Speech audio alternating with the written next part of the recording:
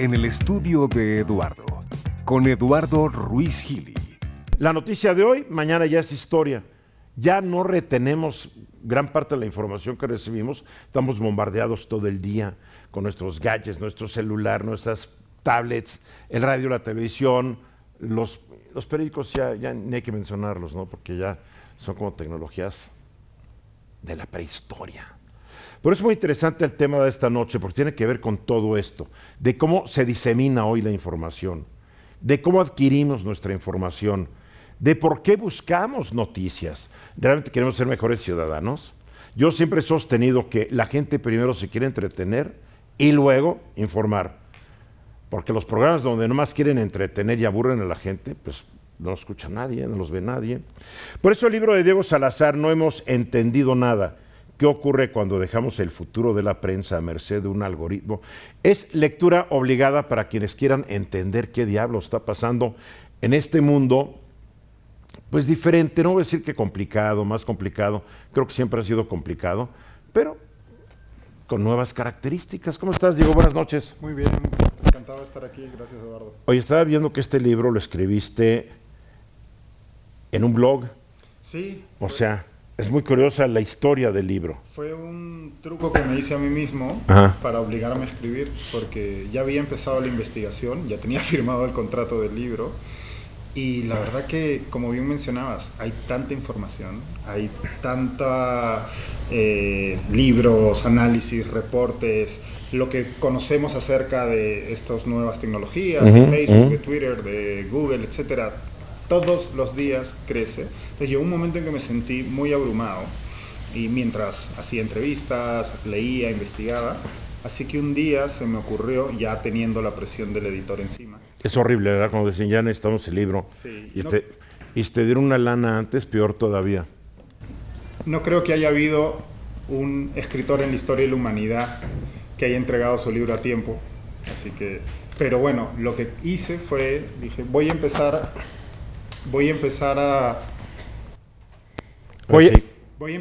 a utilizar este blog como una suerte de libreta de apuntes en donde voy a ir volcando pues la información, las reflexiones que ¿Lo estabas haciendo con Evernote o de plano agarraste te subiste a la red y con uno de estos programas que puedes tener tu blog? Llevo muchos años usando Evernote, es una aplicación que me gusta mucho. Sí, es muy porque buena. Además te permite trabajar en distintas plataformas a la vez, en el teléfono, en la computadora, en otra computadora. Windows, iOS, Exacto. lo que tú quieras. Entonces utilizaba Evernote mientras iba leyendo, mientras iba haciendo entrevistas, tomando muchas notas, y digamos que ahí hacía mis primeros borradores y de ahí lo pasaba al blog. Y en el blog en principio el blog no lo leía a nadie, era un blog para mí. Sí, así pasa generalmente. Yo cuando empecé a hacer radio creo que ni yo me oía. Exacto. Así pasa, tienes que empezar algún día. No, pero y en realidad mi objetivo era ese. Pero también me pareció interesante como ejercicio, como experimento hacerlo en abierto. A ver cómo reaccionaba la gente, Sí. que te descubriera. Y sí, ya te digo, al comienzo yo pienso que no leía ni mi mamá. Pero Así pasa, así pasa. llegó una historia que está en el libro, que se llama El ilustrador peruano que no publicó en The New Yorker, que se hizo viral. No solo en Perú, primero en Perú, pero que se hizo viral pues en todo el mundo en nuestro Pero idioma. esto lees y dices, ¿por qué no? Porque cuando lo ves, pues dices, hasta la viralidad es impredecible. Es completamente Hay veces que yo impredecible. lanzo cosas, esto va a ser viral, no lo ve nadie. De repente digo, qué malo está esto, y se vuelve viral. Totalmente. Impredecible. Entonces, es muy curioso cuando llegan los expertos. Yo te garantizo que va a ser todo viral. Lo tuyo. No, hay una charlatanería en este asunto. Yo tengo una desconfianza Hombre.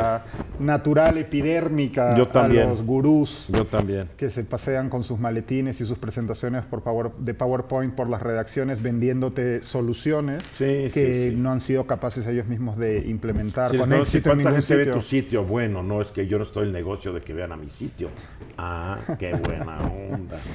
Ahora, tu libro surge, a ver, de una vez, tu libro surge de una inquietud que te sale por tú estás haciendo una carrera y empiezas muy joven en un periódico. Pero de repente empieza el internet a fines de los 90, mediados de los 90, si no me falla la memoria. Después sigan las apps, entonces la gente habla del fin del web, porque las apps van a acabar con la web, y de repente llegan los gadgets que te permiten transformar toda la información. Y que todo lo íbamos a leer en un iPad de pronto, ¿no? Bueno, los iPads van a salvar la primero prensa. todo lo íbamos a leer en una PC. Sí. Yo mi primera PC la compré en 1985. Wow. Era una Radio Shack Tandy 1000. Que tiene una memoria en el colegio. Sí, tiene una memoria de creo que 16 kilobytes. Sí, Es una memoria. aproximadamente. No tenía disco duro y la pantalla era de 6 colores, muy adelantada. Y poco después fue una explosión, porque el internet es de ¿qué año? ¿80 y tantos? Sí.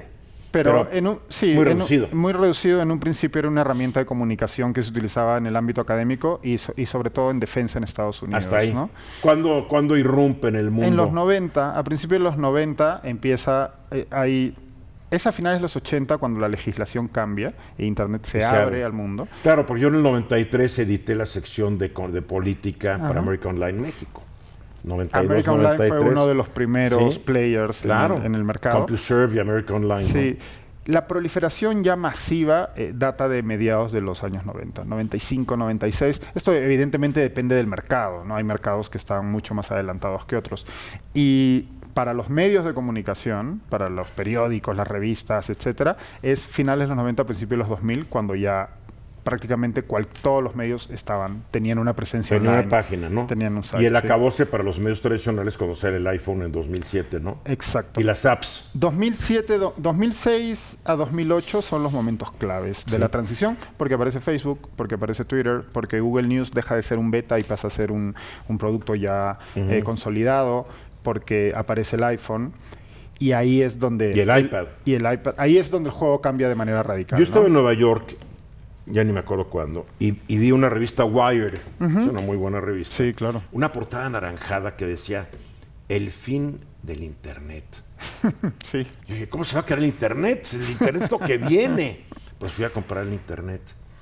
Y ahí hablaba que el fin del Internet era más que nada la emergencia de las apps. Claro. Que ahora todo el mundo nos íbamos a manejar con apps. Pasar de ese ambiente abierto a pasar a ecosistemas cerrados. Sí. Y entonces yo no tenía un iPad. Y este artículo decía, es que el iPad está trayendo las apps. Pues eran como las 12 de la noche. Y le dije a mi esposa, ¿sabes qué? Ahorita regreso. Pues ¿a dónde vas a las 12 de la noche? Le dije, voy al Best Buy que está ahí en Columbus Circle a comprarme un iPad porque yo tengo que entender de qué se trata esto. Increíble. Pues sí. Increíble. Y te acordarás que para los medios de comunicación hubo el newsstand de Apple, que luego lo han resucitado en el Apple News, pero que básicamente era como un anaquel de madera, ¿no? En la pantalla, con las portaditas de los diarios y las revistas, y se suponía que eso iba a ser, ¿no? PDFs digitalizados, algo más animados, y que eso iba a ser la revolución digital. Allá a principios de los 90 yo en Fórmula, que nomás hacíamos radio, compré una PC y la tenía yo en mi estudio, pero era la mía, ¿no? Y la conectaba por un módem telefónico, ya para empezar a tener noticias, y cuando me llevaba el tablero, ¿no? Para que nadie usara mi PC. Y era otro mundo. Otro mundo. El ataque 9/11, si no hubiera sido por internet, imagínate. Lo único que podemos estar viendo CNN y estar viendo... Ese fue probablemente uno de los momentos claves también de la transición digital, ¿no? Fue que empoderó a los medios de comunicación digitales y hizo que la gente cambiara la mirada de los medios tradicionales al mundo digital. Pero esto ha traído también, pues... Ha traído mucha confusión para los medios tradicionales. Muchísima. Más que nada, diría yo, para los medios impresos. Sí.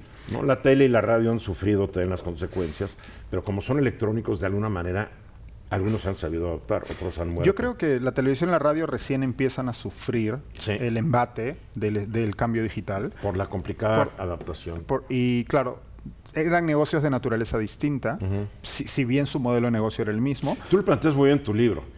Eran negocios donde vendías publicidad. Sí. Y de escopetazo, pues a quien le llegue, ¿no? Exacto. Ya cambió también eso. Hoy en día, Facebook y Google, que son entre los muchos productos que tienen, pero son básicamente máquinas publicitarias de una eficiencia, eficacia y alcance brutal. O sea, como es nunca como hemos conocido. es como disparar con un rifle 22 contra el escopetazo a ver a quién le pego, ¿no? Sí, no, hoy en día la capacidad de microtargeting de estas herramientas es increíble. ¿Qué es el microtargeting para la gente que no está El microtargeting es la posibilidad que te brindan estas plataformas publicitarias de dirigir tu publicidad a un grupo específico de personas que tú hayas decidido. O sea, puedo decir, ¿no? yo quiero hombres de tal a tal edad, con tal escolaridad, que vivan en estas ciudades y ganen tanto dinero.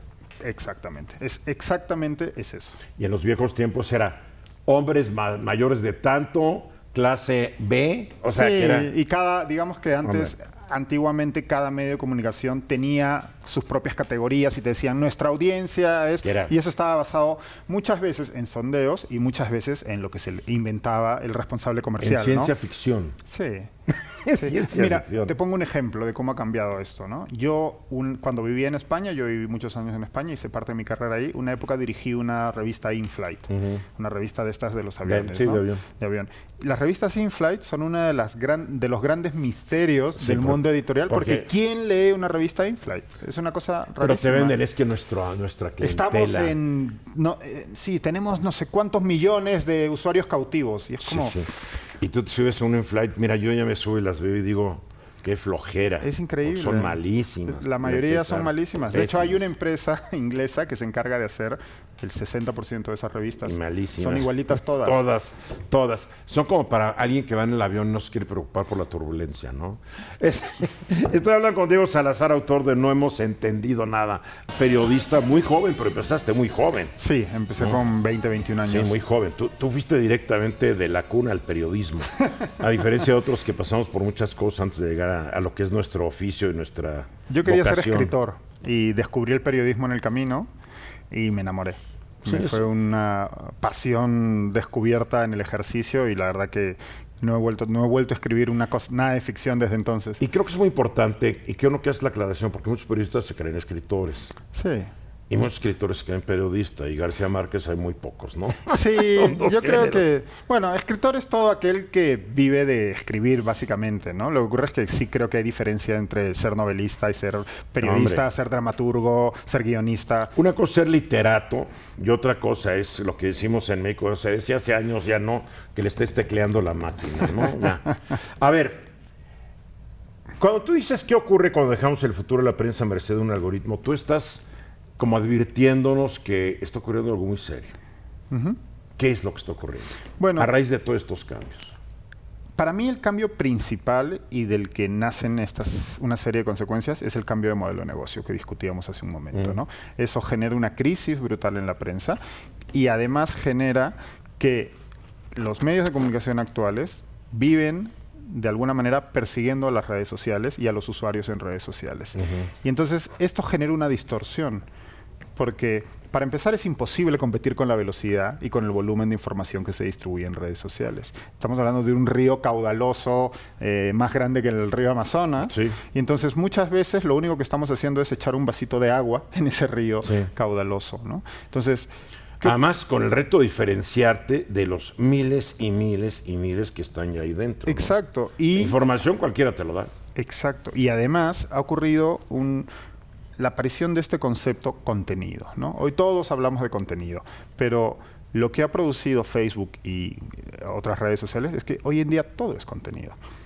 Todo. Absolutamente cualquier información, imagen, video, etcétera, etcétera, etcétera, que se encuentra en Internet es contenido. Yo creo que siempre fue contenido, hasta en los periodiquitos del siglo XVIII era el contenido, alguien buscaba contenido, claro. Como tú lo señalas muy bien, entretenimiento, información, lo que fuera. Pero si no hay contenido, digo... Claro, pero el contenido periodístico tiene unas características particulares. Sí, claro. Y creo que en el momento en que un medio o un periodista se aleja de esa identidad, que pasa por dos conceptos básicos que intento explicar, que es la verificación y el contexto. Si una nota, si un contenido periodístico, si una información, ya sea un video, un programa de radio, etcétera, no aporta verificación a los hechos, a la situación que está narrando, y no la sitúa en un contexto, eso no es periodismo. Bueno, es lo que estamos viendo por todos lados, ¿no? Notas y notas y notas y notas y le preguntas a la gente, ¿ya verificaste esto? No, porque el fenómeno que yo veo es que la gente lee lo que quiere que sí ocurra. Totalmente. Y difunde o retuitea o retransmite lo que le gusta y no necesariamente lo que es verdad. Totalmente. Bueno, aquí en México lo estamos viendo todos los días. Los seres humanos tenemos una tendencia natural, ¿no? Está impresa en nuestros genes a beneficiar aquellas cosas que nos gustan y a sentir recelo o rechazo a aquellas cosas que nos disgustan. Y las redes sociales están diseñadas para beneficiar ese tipo de comportamiento. ¿Crees que estaban diseñadas desde un principio o es el camino que han ido tomando? Porque él decía que las redes sociales iban a ser la liberación humana, porque íbamos a poder leer de todo, etcétera, etcétera, sí. Cuando la verdad es que ha resultado la esclavitud humana. Porque te mete a un tema y no te enteras de lo demás que está ocurriendo en el planeta Tierra. Y cada vez tenemos más información al respecto, que desde un inicio las redes sociales estuvieron diseñadas y para esto se trabajó con psicólogos, con investigadores sociales, etcétera, etcétera. ¿Crees que cuando Zuckerberg lanzó su Facebook estaba ahí en Harvard? No. Estaba muy preocupado de esto. No. O cuando Twitter lanzó, estaba muy preocupado. Twitter sí, porque Twitter...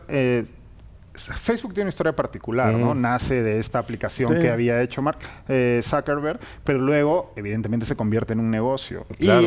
Y la ganancia en las redes sociales es mantenerte conectado para poder ponerte delante la mayor cantidad de avisos. Mientras más tiempo estés... Y si no, quiebras. Exacto. Y entonces, ahí sí. Hay una investigadora y periodista norteamericana, se llama Kara Swisher, que es una de las pioneras del periodismo tecnológico, y ella dice que son directamente máquinas tragamonedas de la atención, ¿no? Están así como las máquinas tragamonedas están diseñadas no te puedes zafar de ellas cuando para caes. Que pierdas dinero y para darte de vez en cuando, ¿no?, una migajita para que sientas que has ganado y no te vayas. De la misma manera, las redes sociales y los teléfonos están diseñados para que estés todo el día pasando hacia arriba o hacia abajo o hacia el costado si usas Tinder, ¿no? Es que es muy fácil volverse adicto. Es que están diseñados para ello. Acabas un momento que me ha mandado a la gente por WhatsApp. Están ¿Qué ha pasado en los últimos ellos? 2 minutos en tal sitio de tal periódico? Quiero saber qué pasa en el mundo. Y llegas y Mira, no yo ha tengo pasado apagadas nada y no ha pasado nada. todas las notificaciones de mi teléfono. Ah, no, yo también. Todas. Y aún, pese a ello, no puedo evitar entrar a Twitter, que es la única red social que uso con cierta... Porque creo que es una manera de engañarme, pero en el fondo es cierto que me provees de mucha información. Eliges a quién sigues. Sí, claro. Pero aún... Bueno, pero si quieres que te ame el mundo y te quieran y compartan también tu desayuno, ahí, pues está Instagram, ¿no? Sí. Vean lo que estoy desayunando. Ay, qué buena onda, qué rico. Y todo el mundo como que dice, ¿a quién le importa lo que estoy desayunando? Y eso lo preguntaba yo a Millennial. ¿Y a quién le importa lo que estoy desayunando? Y la respuesta de esta Millennial fue a gente que no tiene vida propia. Bueno, apenas... Dijo, oye... Qué buena respuesta, ¿eh? Apelan a una necesidad humana natural, que es la necesidad de aprobación y de sentirse parte de un colectivo y de destacar dentro de ese colectivo, ¿no? Sí, están diseñadas para ser adictivas. O sea, son adictivas. Eso es por completo. Sí, yo todas las notificaciones tengo apagadas, lo cual no quiere decir que voy a un corte y estoy viendo qué ha pasado. Es increíble. Es muy difícil desengancharse. Y puedes pasar todo el día sin ver nada. Porque además está demostrado que una vez se genera un hábito, y esto, de nuevo, no es casualidad, esto lo sabían y lo saben quienes han diseñado apps y demás. Está comprobado que una vez se genera un hábito, y producir un hábito es relativamente sencillo, pero es mucho más difícil romper ese hábito, porque ya está cableado tu cerebro de esa manera. Y no solamente eso, te mandan un WhatsApp, no lo ves en todo el día y en la noche te dice, ¿por qué no me haces caso? O sea, como que ya la gente cree que estás obligado a contestar un mensaje ipso facto. ¿Por qué? Porque la gente ya no te habla por teléfono. Ya son puros mensajes. Pero ya no sabes ni cómo es la voz de la persona que te habló. Es muy curioso los cambios sociales. Esto también ocurre, es cierto que ocurre cada cierto tiempo, ¿no? O sea, mis padres o tus padres no se comunicaban de la misma manera, no tenían... Sí, claro, cada generación tiene... Yo no creo que sea positivo en absoluto esta mirada nostálgica de todo tipo de cosas. No. Pero sí es fundamental entender la naturaleza de los cambios. Ningún tiempo pasado fue mejor. No, eso es mentira. El mejor tiempo es el que te toca vivir y adáptate. Es tu momento. O sigue llorando. Es como cuando te mandan los juguetes de mi infancia. Ay, sí. No, es como... Y te mandan juguetes de madera. con esto jugábamos. Y ahora los niños nomás se la pasan con su phone, su teléfono. Y yo digo, ¿pero a qué pedazo de idiota se le ocurren estas cosas? Es como... Digo, por favor, el mundo es el de hoy. Como dice un poeta español que me gusta mucho, Luis Alberto de Cuenca, la nostalgia es un inútil pasatiempo, ¿no? La verdad. Entonces, pero sí es importante, esto también, o sea, si bien eso es cierto, también es verdad que debemos entender por qué se producen estos cambios. Porque de otra manera... ¿Estás obligada? Yo creo que sí, porque hoy, y más si te dedicas a Yo creo que estás trabajar obligado en prensa, porque dejas ¿no? de sufrir. Empieza a entender y aceptar, ¿no? Y porque además la tecnología no tiene por qué ser inevitable. O sea, para empezar, la tecnología no nace de la nada, no es maná caído del cielo. Instrumento más, claro. Pero además viene de la cabeza de mucha gente y son esfuerzos diseñados para producir determinadas consecuencias. Y tenemos que entender por qué. Y tenemos que entender cuáles son, porque además, en muchos casos, hay que encauzar la tecnología. O sea, porque si mantenemos una actitud pasiva y dejamos que los cambios ocurran, vamos a perder cosas en el camino. No, te tienes que obligar. Y mira la manera en que se utiliza Facebook y se utiliza YouTube para, pues, promover ideologías supremacistas. Para promover mentiras. Para más promover que nada, mentiras. Porque el fake news siempre ha habido fake news. Para radicalizar a la gente. Oye, pues estamos viendo, ¿no? Lo que ocurre. La gente que está interesada en la desinformación y que se dedica a producir desinformación sabe cómo funcionan estas herramientas. Y lo saben re bien. Han aprendido, las utilizan, son muy baratas, son fáciles de utilizar y ellos saben cómo manipularlas. Entonces tenemos que protegernos. Y como tú dices, dirigidos a un público. Siempre. ¿No? Si quieren llegar a ti, te van a llegar a ti. Exactamente. Diego Salazar, autor de No hemos entendido nada. ¿Qué ocurre cuando dejamos el futuro de la prensa a merced de un algoritmo? A ver, estamos viendo entonces un nuevo esquema. Los periódicos están sucumbiendo. Sí. Están sucumbiendo y los que siguen tarde o temprano van a sucumbir. O van a tener que adaptarse y van a cambiar de una manera radical. Su formato va a tener que ser cambiando. digital. No. Hoy en día todo el periodismo que se produce produce pensando en lo digital, aunque tenga una pata en el impreso. Incluso lo que estamos haciendo nosotros va a tener una versión digital. Claro. Entonces, todo el periodismo hoy en día se hace pensando en Internet. Ahora, al hacer periodismo pensando en Internet, obviamente las reglas del juego están cambiando. Por supuesto. Y tú lo anotas muy bien. Tú no solamente hablas de que está cambiando el plan de negocios, el mismo ejercicio y el oficio del periodismo está cambiando. Por supuesto. Y son cambios que están enlazados, pero que no tienen que ser necesariamente, digamos que no son consecuencias irremediables. Por supuesto que ha cambiado, como conversábamos antes, el ciclo informativo se ha acelerado de una manera brutal y esto tiene una incidencia en la manera en que producimos las noticias. Lo que ocurre es que lastimosamente en esa carrera de caballos ciegos muchas veces en las que estamos, olvidamos ciertos principios básicos que no pueden dejarse de lado o no deberían dejarse de lado porque son la esencia misma del periodismo. O sea, son los principios básicos del buen periodismo. Exacto. ¿Cuáles son? La verificación. O sea, yo tengo una información y tengo que verificar que es verdadera. Totalmente. ¿Qué ocurrió? ¿Dónde digo que ocurrió? ¿Cuándo ocurrió? ¿Con quiénes ocurrió? ¿Por qué ocurrió? ¿Para qué ocurrió? Y todo eso. Aquello que no has sido capaz de verificar, y esto es un ejercicio de transparencia que yo creo que cada vez es más necesario, cuando el periodismo es una epistemología, es una manera de conocer la realidad, es una técnica, es un sistema. Tiene unos límites también. Bueno, no somos dioses omniscientes. Hay lugares donde no tienes acceso. Exacto. Y creo que es un ejercicio de honestidad y transparencia necesario hoy en día explicar eso también a los lectores. Además, es muy importante decir esto es lo que creo, esto es lo que me dijeron, esto es lo que he escuchado. No lo puedo verificar porque no tengo los instrumentos o es virtualmente imposible. Porque hemos solicitado la información pública al ministerio correspondiente, el testimonio, etcétera. Hay una responsabilidad hoy en día, que yo creo que es mayor que nunca, de transparencia de cara a la audiencia. ¿Por qué? Porque la relación que ha sido históricamente vertical, ¿no? Tú tenías el medio o el emisor de contenido y abajo la audiencia que recibía. Hoy en día esa relación se ha horizontalizado de una manera tremenda por todos los cambios tecnológicos.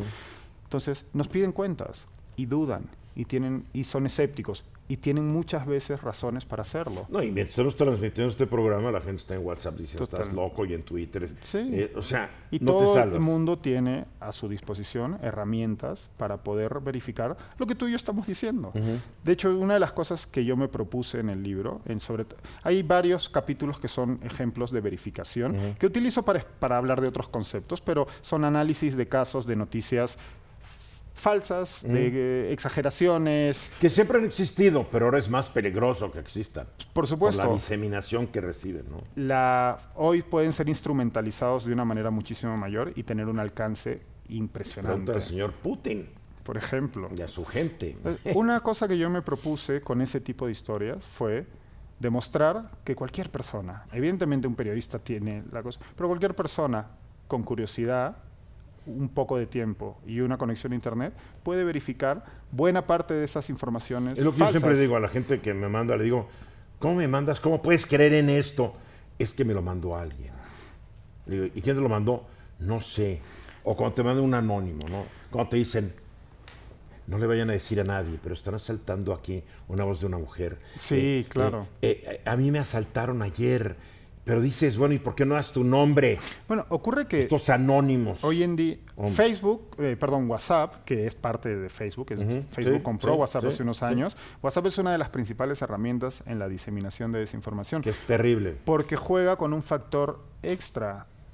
La intimidad que te produce un mensaje de WhatsApp. O sea, no es para ti. No es, exacto, no es que lo estés escuchando por un parlante o lo estés viendo. No, esto llega a tu teléfono. Entonces, quienes producen desinformación que está orientada a confundir y a emponzoñar la discusión pública, saben eso, saben que aquello que te llega, saben que si le llega a tu mamá o te llega en el grupo que tienes con tus amigos del colegio, tu cerebro te va a predisponer a creerlo. Luego puedes racionalizarlo y puedes realizar, oye, esto es una estupidez, o mira, lo googleas y te das cuenta que tal, pero a priori estás predispuesto a confiar en él, porque hay una intimidad con ese aparato y hay una intimidad con la persona que está al otro lado. Con las personas, sí, el otro día un amigo me mandaba uno. A partir del lunes, todas las llamadas y mensajes que mandes por WhatsApp van a ser monitoreadas por el gobierno. Digo, wow, qué divertido va a estar esto. Claro. Y le digo, oye, ¿de dónde sacaste esta información? Me llegó por WhatsApp. Me llegó por WhatsApp. Claro. Entonces yo hago el trabajo, busco la información, Claro. digo, esto es falso, aprende. Yo hago eso con mis grupos de amigos, ya soy el defensor del lector de los grupos de WhatsApp. Sí. Pero hay un momento donde ya quieres desconectarte de esos grupos. Sí. Porque dices, tanto absurdo y que la gente sea tan ingenua, llega un momento a ser muy molesto. Ocurre que, en efecto, pero a mí incluso me preocupa más que los periodistas, ¿no?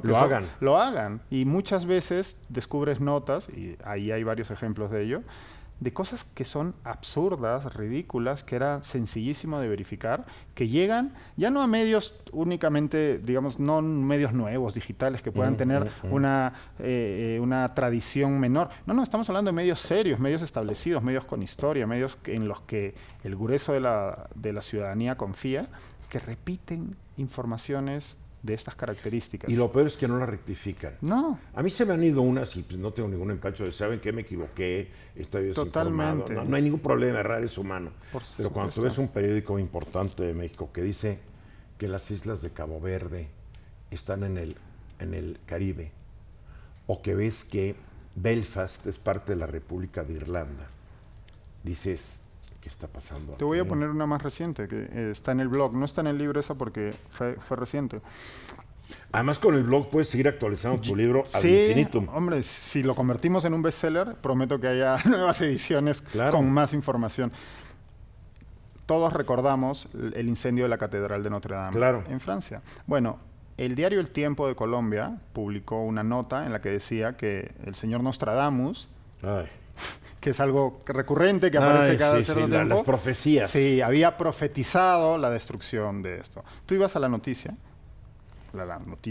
y estaba sacada de un tuit, en donde mencionaban unos supuestos versos de, como todos sabemos, las profecías. Es el libro más famoso de Nostradamus, son unos poemas, en donde se supone que él, pues... Que los puedes interpretar como quieras. Exacto, pero además esa profecía en concreto no existía, ni siquiera existía. inventaron. Se le inventó a alguien. Bueno, esto que apareció en el diario El Tiempo fue replicado por El Comercio en Perú, por El Universal en México, por... Y nadie jamás rectificó. Nadie jamás rectificó. La nota original, El Comercio terminó descolgando la nota. La nota original en El Tiempo sigue en la página web. Hablé con uno de los editores, a quien por cuestiones profesionales había conocido recientemente, y le dije, oye, ¿con quién puedo hablar de la redacción para entender esto? Porque estaba escribiendo un artículo al respecto. Sí, eso es del .com. Es como, no, es de tu periódico. Claro. O sea, claro. tu marca es el .com, el impreso, la cuenta de Instagram, de Telegram y de Facebook. Eso es otra... Hay grandes descuidos. Hay un periódico de la Ciudad de México que tiene versión gratuita que reparte en la calle y tiene su sitio web. Todos te ponen, ayer en San Pedro de las Tunas mataron a 20 personas y una gran nota. Nunca se les ocurre que tienen que decir en qué estado San Pedro de las Tunas, porque no te dicen. O sea, suponen que eres un genio y sabes en qué estado y en qué parte de la entidad está San Pedro de las Tunas. Es un descuido. A mí me parece... ¿No sientes que ha bajado mucho el nivel debido tal vez a estas redes de lo que es verificar la nota? No, ha bajado muchísimo. Tú aquí pones algo donde en tu libro escribes que a ti te gusta citar a muchos autores. Sí. A mí me han dicho, ¿por qué citas tanto? Digo, porque ¿para qué voy a decir que es mío si a alguien ya se le ocurrió antes, no? Y cito boletines, y cito autores, cito libros, cito estudios, etcétera, etcétera. Es mi forma de hacer mi columna, ¿no? Sí, claro. Porque me da mucha risa porque todos los columnistas tienen la patente de la verdad. Por supuesto. ¿No? O están escuchando una plática privada entre el presidente y su secretario particular y no hay nadie más en el cuarto. Claro. Todos están cargados de razón, como decía Rafael Sánchez Ferlosio. Sí. O son moscas. O son moscas en la pared. Se paran en la pared, están escuchando, salen, se transforman y escriben la columna, ¿no? Renuncian secretarios de Estado que después no renuncian. ¿No sientes que ha bajado todo esto en este afán de que tengo que ganar la nota y los lectores, tal vez explotando el morbo y lo amarillo? Porque yo tengo que tener seguidores. Seguidores, necesito seguidores. Bueno, ¿cuántos seguidores compraste hoy, administrador de mi Twitter? Hoy te compré 100,000. Buenísimo. Digo que es una locura.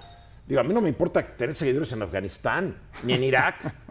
Sí, ¿no? hay una falsa... O sea, es muy fácil halagar el ego de alguien con ese tipo de seguidores falsos y con likes y con retweets. Ocurre que el valor de la información el principal valor de una información periodística debería ser su veracidad, ¿no? O sea, su alcance es una condición posterior, ¿no? Que sea cierto. Su alcance ya depende de un tema que quiero platicar contigo, que tú manejas muy bien, después de los anuncios. Su alcance depende de que seas divertido, entretenido, ¿no? Hay una parte importante de... O sea, más hoy. Leer noticias es un entretenimiento. Claro que sí. O sea, es una manera de pasar el tiempo. Escuchar radio, ver tele, entrar a... Ocurre que hoy en día debemos competir con un abanico de oferta de entretenimiento. ¿Es tu primer libro? Es mi primer libro. No hemos entendido nada qué ocurre cuando dejamos el futuro de la prensa a merced de un algoritmo. Es muy interesante porque aquí él hace una autopsia de lo que estamos viendo hoy, una disección de una realidad. Si ustedes quieren aprender a cómo cuidarse, habrá que hacer un esfuerzo, esto no es gratis. Esto no es de cómo aprender a cuidarte del internet y de las conductas en 10 ligeras lecciones, no. El cuidarse de la mentira cuesta mucho trabajo. El no dejarse influir por la desinformación, las noticias falsas, implica prepararse para saber qué es cierto y qué no. El conocimiento te da poder. Sí. Entonces, si nomás estás ahí más preocupado del partido de la selección mexicana que en lo que es la sequía que está ocurriendo en México o en el mundo, pues que te vaya mal, la verdad. También la gente merece que le vaya mal, ¿no? La verdad. A ver, tú, aquí es un ingrediente que yo siempre he sostenido. Los medios son entretenimiento. Y yo no lo definí. Un día lo dijo Larry King, este periodista de CNN, dijo, yo estoy en el negocio del infotainment. Así lo definió. El infoentretenimiento. Y me encantó esa frase de King. Dije, claro, si no entretienes a la gente, pues no te van a leer, no te van a escuchar, no te van a ver. Por eso tienen tanto éxito de repente payasos o cómicos que no tienen la menor idea de lo que están hablando, pero son tan divertidos que tienen una gran audiencia. Está bien. Pues ahí estaba Donald Trump, y llegó a presidente. Mira. Entonces aquí en México hay varios payasos cómicos que pueden tirarle al 24, por favor. Ten cuidado. ¿Por qué no? Bueno, en Guatemala hay un ex cómico. Sí, claro. Cuyo índice de aprobación está en -10 casi, y arruinó más al país de lo que estaba, ¿no? A ver, este concepto, muchos te van a decir... Hay una alergia al término. Estás frivolizando nuestro trabajo. Sí, estamos en una... A mí siempre me decían, Eduardo, ¿no sientes una gran responsabilidad social cuando estás hablando ante un público que te va a hacer caso de todo lo que tú digas? Y digo, mira, para empezar no van a hacer caso de todo lo que yo diga. Número 2, ya están grandecitos los que me escuchan o ven o leen para saber si estoy diciendo algo o no estoy diciendo algo, ¿no? Yo no soy la nana de mi público. Pero hay esta idea de que un periodista tiene que ser como que el guía moral de la sociedad. Sí, claro. ¿No? Pero además no son términos antitéticos. La responsabilidad y la diversión. Con la diversión y el entretenimiento. Sí, todo lo contrario. O sea, históricamente los diarios han sido fuente de información y de entretenimiento. Claro, está la página de sociales. Pero todo. O sea, ¿por qué seguimos la política? Porque nos entretiene. A menos que tengas un interés personal en los negocios que tiene alrededor de la política. Nos entretiene y porque amas a un político y detestas al otro. Y o sea, esto no quiere decir que tenga que ser puro entretenimiento. Y de hecho, muchos de esos que se acomodan el cuello y se escarapelan cuando dices, no, la prensa también es parte de la industria del entretenimiento, son los mismos que manejan luego medios que... Gran parte de la información que distribuyen es entretenimiento y del malo. Yo recuerdo del falso. Viejos periodistas que ya se murieron, pobrecitos, que decían, el que hace periodismo en radio y televisión no es periodista. Ay, sí. Pero cuando en México se puso de moda traer periodistas de la prensa escrita... Todos corrían, se ponían en fila. Todos. Claro. Todos traicionándose. Y como ya eran medio totémicos en la prensa escrita, se volvían así como en totémicos en los videos electrónicos. Claro, no los oía nadie, pero es muy divertido el fenómeno, ¿no? Los periodistas hemos sufrido siempre de esta absurda superioridad moral. Hemos visto por encima del hombro a nuestra audiencia. Esto es consecuencia de que hemos tenido un negocio extremadamente boyante y de que, de nuevo, al ser parte de la industria del entretenimiento, teníamos capturada la atención de la gente y formamos parte de este monopolio de la atención. ¿Qué presunción cree que sabes más que tu audiencia, no? Es increíble. Es una presunción. Es increíble. O sea, lo que es tu realidad. La realidad no, tuya y es la tuya. Y tu trabajo es... ¿Qué periodista es un experto en un tema específico? Ninguno. Muy pocos. Ninguno. Hay muy pocos. La gran mayoría... En México lo estás viendo. Ahora todos son expertos en una de las industrias más complejas del universo, que es la industria petrolera. Exacto. Ahora todos saben. Todos saben. El trabajo de un periodista es el de, en la gran mayoría de casos, insisto, hay algunos periodistas especializados, pero en la gran mayoría de casos somos todólogos. Y nuestro trabajo es convertirnos en expertos instantáneos de un tema para poder entender, para poder a su vez traducirlo a un público relativamente amplio dependiendo de tu... Eso es lo que somos. Somos intérpretes de la realidad. Y para eso... debemos consultar a las personas que sí saben y debemos buscar la información donde sí está. Yo creo que eso ya debería ser suficiente baño de humildad para darte cuenta de dónde estás parado, ¿no? Pero es que hay estereotipos, ¿no? Es como el médico no debe cobrar porque es un apóstol de la salud. Dices, y esto imperó en México durante tantos años, que los médicos que trabajan para el sector público están mal pagados. Sí, claro. No, es o los maestros. Los maestros son apóstoles de la enseñanza. No. Y los policías, bueno, son apóstoles de quién sabe qué, ¿no? Pero son todos estos mitos que se han ido fraguando durante décadas. Sí, claro. Y el periodista es la conciencia de la sociedad. ¿No? Sí, siempre somos un gremio en todas partes que ha tenido una desconexión, por otro lado, que ha traído las consecuencias que tenemos, una desconexión con su audiencia, ¿no? Entonces, de hecho, habría que aprovechar este momento de crisis y este momento de reconversión de nuestro oficio para volver a tener ese nexo con la audiencia a la que servimos, porque ese es el trabajo. Oye, vamos hablando más seguido. Te voy a invitar más seguido a mi programa. Encantado, ha sido un placer. Este es un tema sensacional. Diego, felicidades por tu libro. Ojalá, como tú dices, se convierta en un bestseller. Oye, la gente que te quiere seguir, ¿dónde te sigue? Está mi blog, que es nohemosentendido.nada.com. Pues no hemos entendido nada.com, me encanta el nombre. Y bueno, en mi Twitter, que es Disalch, DISALCH. Disalch. Ajá, que son mis iniciales. Diego Arroba Salazar Disalch. Chacaltán, @Disalch. Ahí Te me voy a seguir, encuentran. te voy a seguir. Diego, gracias. Un placer, Eduardo. Gracias. a ti. Bueno, por hoy es todo. Compren este libro, Colección Debate.